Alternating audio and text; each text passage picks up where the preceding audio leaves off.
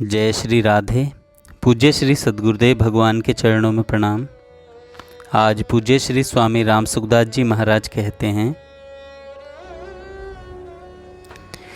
जब आप राम राम कह रहे हैं, राम राम राम कहते हुए भी मन से दूसरी बात याद आ जाती है, उस समय हम भगवान को भूल जाते हैं।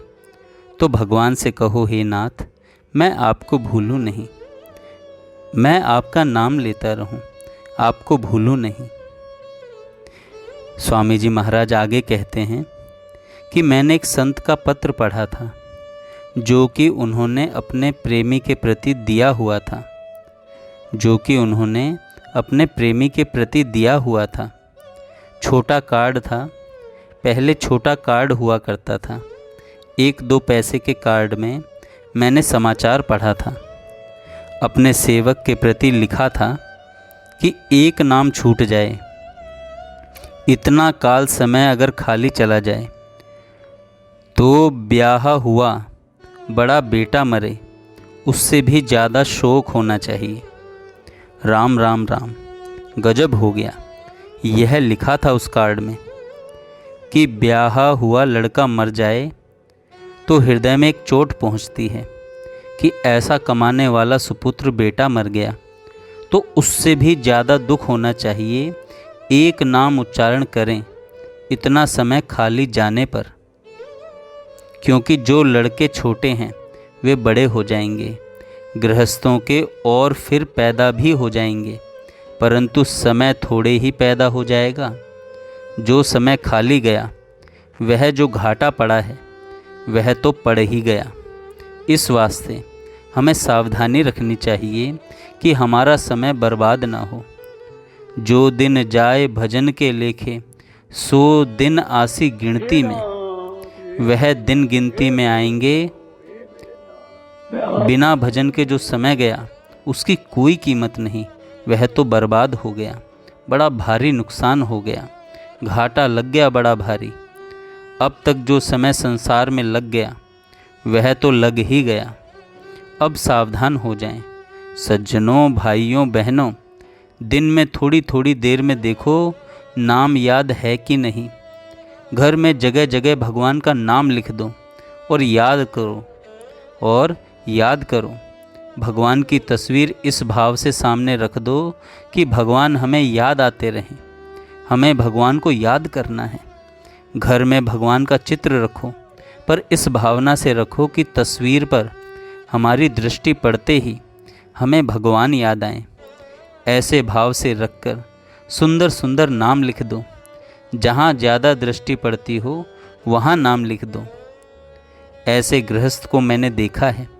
सीढ़ी उतरते हैं तो वहाँ नाम लिखा हुआ, सीढ़ी से ऊपर चढ़ते हैं तो सामने नाम लिखा हुआ, जहाँ घूमते फिरते हैं वहाँ नाम लिखा हुआ। वे नाम इस वास्ते लिखे हैं कि मैं भूल ना जाऊं, प्रभु के नाम की भूल ना हो। ऐसे सावधानी रखो सज्जनों, यही असली काम है। बड़ा भारी लाभ है इसमें।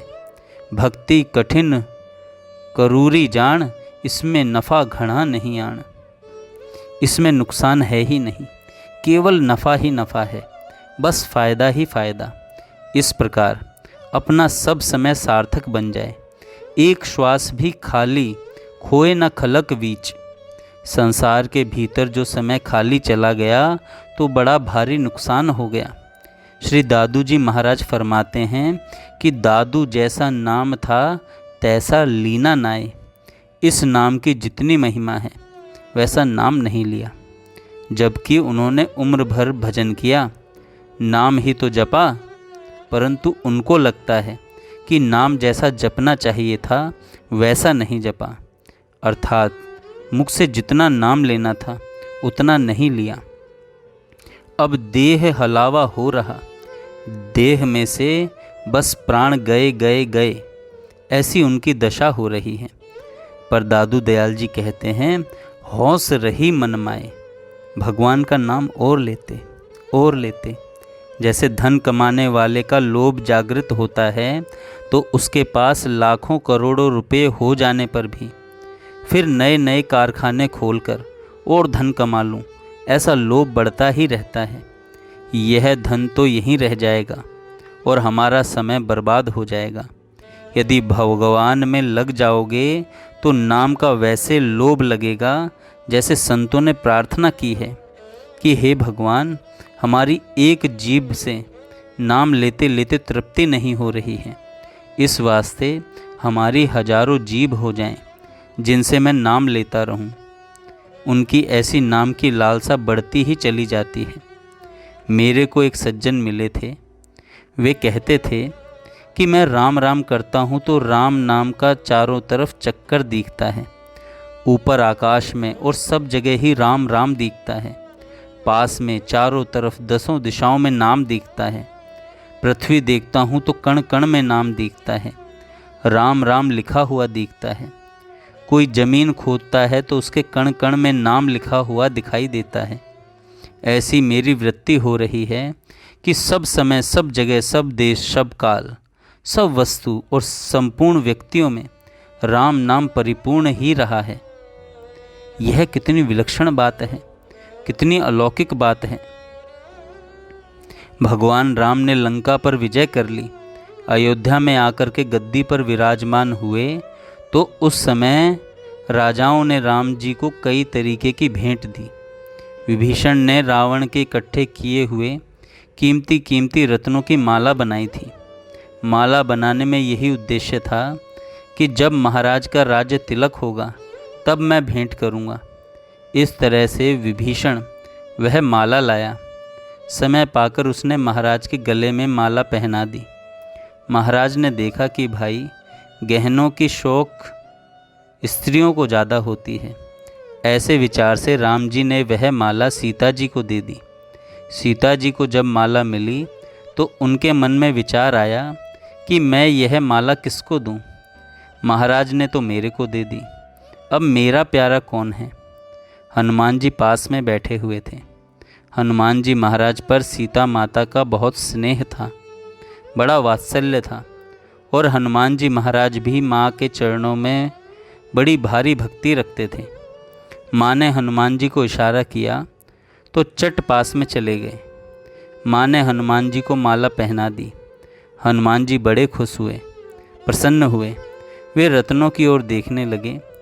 जब माँ ने चीज़ दी है तो इसमें कोई विशेष बात है, ऐसा विचार करके एक मणि को दांतों से तोड़ दिया, पर उसमें भगवान का नाम नहीं था तो उसे फेंक दिया।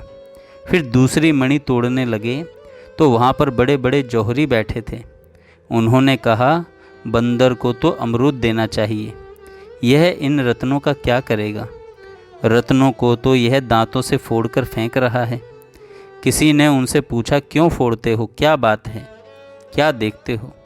हनुमान जी ने कहा, मैं तो यह देखता हूँ कि इनमें भगवान का नाम है कि नहीं। इनमें नाम नहीं है तो ये मेरे क्या काम के? इस वास्ते इनको फोड़कर देख लेता हूँ, और नाम नहीं निकलता तो फेंक देता हूँ। उनसे फिर पूछा गया, बिना नाम के क्या तुम कुछ रखते ही नहीं? हनुमान जी ने कहा, ना बिना नाम के कैसे रखूँगा। फिर पूछा गया, तो तुम शरीर को कैसे रखते हो? तब हनुमान जी ने अपने नखूनों से शरीर की त्वचा को चीर करके दिखाया। संपूर्ण त्वचा में जगह जगह, रोम रोम में राम राम राम लिखा हुआ था। तो जो नाम जपने वाले सज्जन हैं वे नाम में बन जाते हैं। जो नाम जपने वाले सज्जन हैं नाम में बन जाते हैं। भगवान का नाम लेते लेते भक्त नाम में ही हो जाते हैं। जय श्री राधे। जय श्री राधे।